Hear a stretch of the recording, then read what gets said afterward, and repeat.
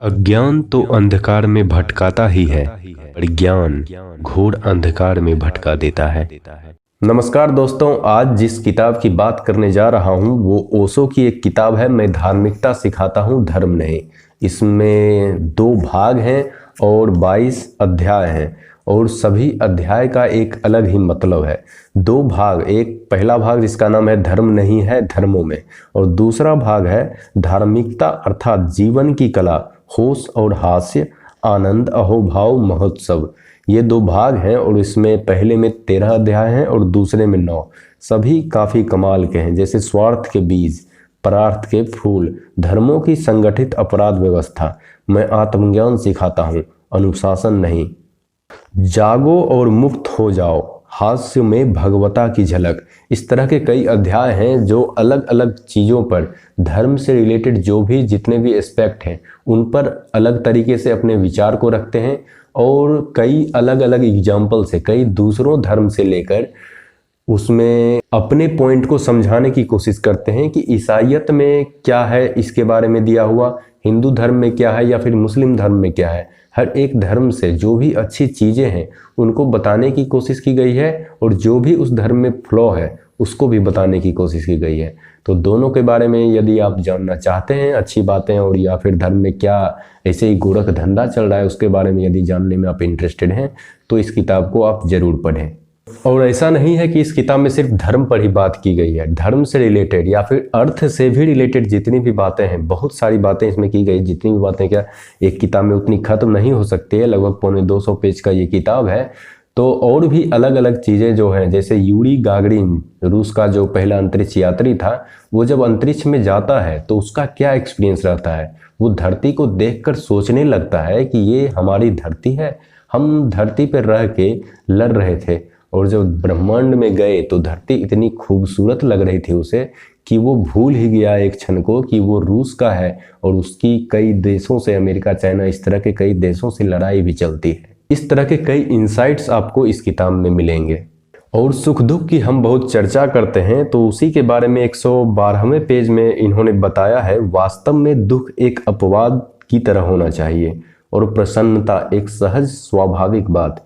किसी से यह पूछना ना पड़े कि क्या बात है, आज आप बड़े खुश नजर आ रहे हैं।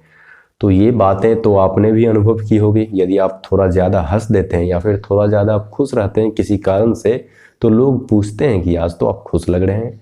तो क्या लोगों को खुश नहीं होना चाहिए? लोगों ने इस पर कभी विचार नहीं किया, लोगों को खुश होना चाहिए या फिर नहीं होना चाहिए। लोग ज़्यादा खुश हो जाते हैं तो उस पर भी सवाल उठाते हैं, मतलब लोग सोचते हैं कि सामने वाला हमेशा दुखी ही रहे। और 115 पेज नंबर में इन्होंने चिंताओं के बारे में बताया है। चिंता जैसे चिता के समान होती है उसके बारे में इन्होंने कहा है, यहाँ तक कि उन्हें इस बात की भी चिंता हो गई कि वे कितना अधिक चिंताएं करते हैं। चिंता का यही स्वरूप है, इतना चिंता हम करने लगते हैं हर एक चीज़ में। कोई भी प्रॉब्लम्स आती है या फिर प्रॉब्लम्स नहीं भी आती है तो हम इमेजिन करने लगते हैं, हम उस पर चिंता करने लगते हैं। तो चिंता इतना बढ़ जाता है कि हम ये चिंता करने लगते हैं कि चिंता हम इतना क्यों कर रहे हैं। और जहाँ तक स्त्रियों का सवाल है, इंडिया में उनको कितना रिस्पेक्ट मिलता है, आए दिन तो आप न्यूज़पेपर में पढ़ते ही रहते हैं और अपने लाइफ में एक्सपीरियंस भी किए होंगे। तो स्त्रियों पर इनका जो एक वक्तव्य है उनमें इन्होंने कहा है, स्त्री के बिना मकान तो हो सकता है लेकिन घर नहीं हो सकता। तो आप भी इमेजिन कीजिए, यदि आपकी माँ घर में है, आपकी बहन घर में है, तो उसका क्या महत्व है। और आखिरी बात जो मैं इस किताब से बताना चाहता हूँ वो तो काफ़ी अच्छी है ही, और आप इस किताब को पूरा पढ़ें। इस किताब में बहुत सारी चीज़ें सीखने वाली हैं जो आपके काम आ सकती है। 168 पेज में इन्होंने बताया है फिलॉसफी और दर्शन में क्या अलग है। जैसे फिलॉसफी कॉन्सेप्ट विदेशी है, वो जब यहाँ आए थे तो फिलॉसफी लेके आए थे, लेकिन इंडिया का जो भी कॉन्सेप्ट है वो दर्शन का कॉन्सेप्ट है, फिलॉसफी का नहीं है। तो इस दोनों में क्या मतलब है ये इन्होंने समझाया है। फिलॉसफी का मतलब है सत्य के संबंध में चिंतन, ज्ञान से प्रेम, जो कि बिल्कुल ही भिन्न चीज है। और दर्शन का अर्थ है चिंतन मनन नहीं होता, दर्शन का अर्थ है देखना, कोई भी चीज को ऑब्जर्व करना, वो दर्शन में आता है। और फिलॉसफी आता है कोई भी चीज है उस पर चिंता करते जाएं, उस पर अपनी जो व्याख्या है उसको दूसरों को बताते जाएं। लेकिन दर्शन जो है वो देखना, दर्शन का मतलब ही है देखना। तो इंडिया का जो विचार है वो दर्शन का है, और जो भी विदेशी दक्षिणपंथी विचार हैं वो है फिलॉसफी। तो इस तरह की कई बातें इस किताब में हैं। आप इस किताब को जरूर पढ़ें। आपको यह वीडियो कैसा लगा आप कमेंट में बता सकते हैं। आपने मेरी बातों को ध्यान से सुना, इसका बहुत बहुत आभार। नमस्कार, मैं गौरव कुमार।